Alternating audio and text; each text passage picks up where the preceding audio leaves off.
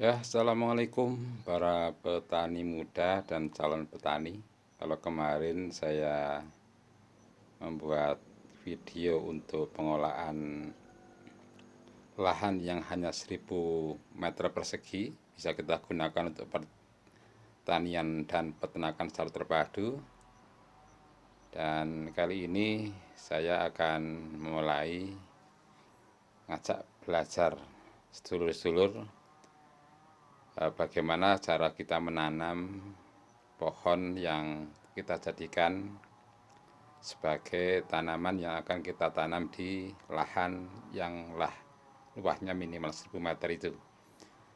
Yaitu cara tanaman pokoknya, yaitu tanaman jenis kemukus. Sebenarnya bisa menanam jenis yang lain termasuk vanili.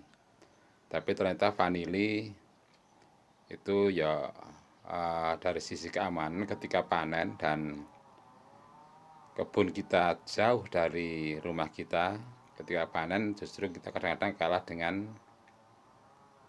pencuri, sehingga kemukus ini salah satu tanaman yang lebih aman lah dibanding kita menanam vanili. Oke, untuk menanam kemukus ini sebenarnya bisa menggunakan beberapa, yaitu yang pertama itu menggunakan biji.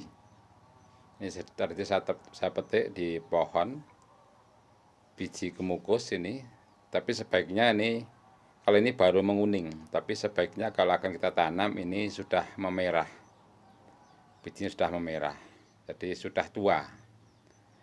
Tapi ada plus minusnya ketika kita memilih biji sebagai atau buah sebagai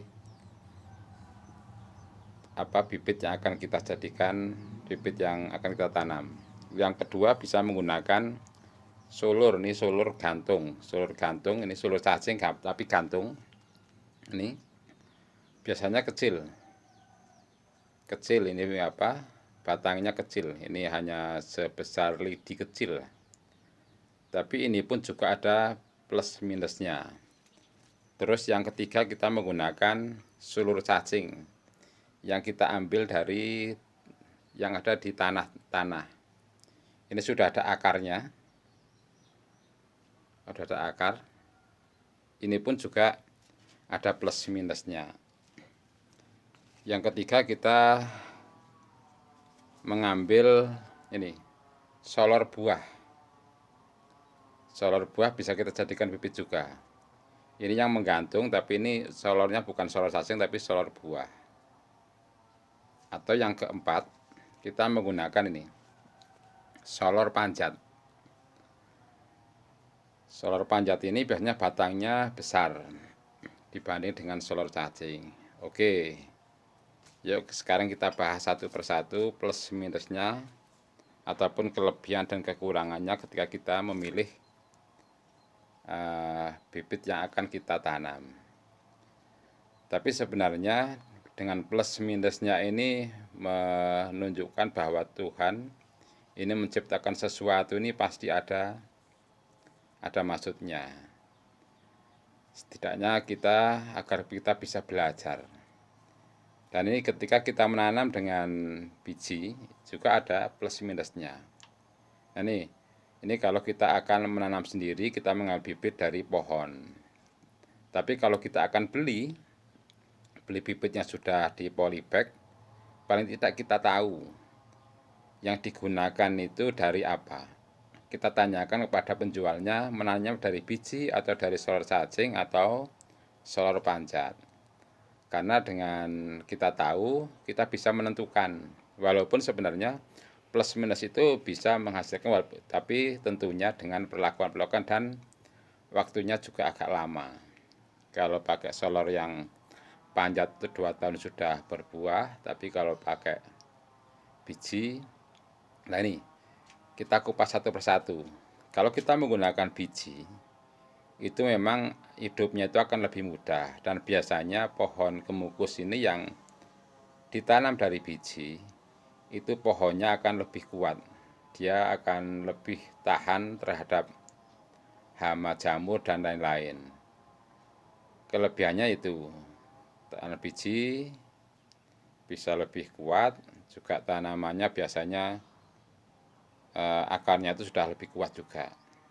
Tapi ini jadi kelemahan ketika kita milih dengan biji ini, ternyata ketika hidup tumbuh nanti ini pohon kemukus ini akan ada yang jadi betina dan ada yang nanti akan jadi pohon kemukus jantan, sehingga bunganya tidak menjadi buah dan biasanya hanya ngelanceng saja, ngelancer itu.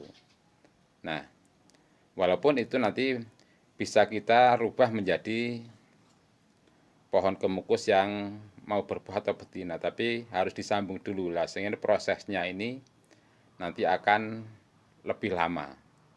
Ini kalau dengan menggunakan biji. Oke, yang kedua ini menggunakan solor cacing yang solor gantung yang cacing. Nah, kalau kita menggunakan ini memang ini banyak sekali itu pohon kemukus. Kalau ada yang cacing seperti ini pasti banyak batang-batang atau yang tumbuh ini solornya ini yang akan bergelantungan. Kelebihannya ketika kita tanam solor ini akan lebih mudah hidup. Tapi ketika kita tidak selalu mempruning ini ya selama mungkin akan sangat lama sekali bisa berbuah. Dan ini nanti akan muncul solor-solor cacing terus, sehingga ini pohon kemukus akan sulit berbuah. Ini menggunakan solor gantung yang cacing, dan ini pun karena batangnya kecil, ini tumbuhnya akan lama walaupun mudah hidup. Makanya kita harus tahu bagaimana memilih bibit pohon kemukus yang akan kita tanam nanti. Ini solor gantung yang cacing. Yang ketiga bisa kita menggunakan ini solor cacing yang di tanah atau solor tanah. Ini biasanya di tanah ini sudah muncul akar-akar. Ini akarnya banyak ini. Setiap datunas ini biasanya ada akarnya. Kelebihan kita menanam dengan bibit menggunakan solor cacing ini, pohon kemukus akan cepat tumbuh. Dan dia lebih cepat tumbuh, tapi karena ini solor cacing sehingga ini nanti berbuahnya agak lebih lama dibanding dengan solor nanti yang saya tunjukkan solor panjat. Ini menunggu batangnya besar dulu biasanya. Dan yang kedua ini perlakuannya harus selalu dipruning, dipotong. Misal sekitar 20 cm nanti dipotong agar cepat tumbuh solor panjat. Biasanya ketika tidak dipotong ini akan muncul kecil terus sampai atas dan akan menghasilkan solor cacing seperti ini bergelantungan. Munculnya solor cacing seperti ini. Ini dulu bibitnya ini dulu dari biji, sehingga muncul ini solor cacing yang bergelantungan biasanya banyak sekali. Terus yang keempat ini menggunakan solor buah, solor gantung yang untuk ini menghasilkan buah seperti ini. Ini memang pohon ini ketika ditanam dan hidup ini akan cepat sekali berbuah. Saya mencoba kemarin tak tanam itu tidak sampai setengah tahun sudah berbuah. Tapi ini kebanyakan kalau seperti ini akan menjadi pohon perdu. Biasanya kalau tidak mau tumbuh solor panjat ini menjadi pohon kemukus perdu. Jadi biasanya untuk ditanam di pot-pot itu untuk hiasan.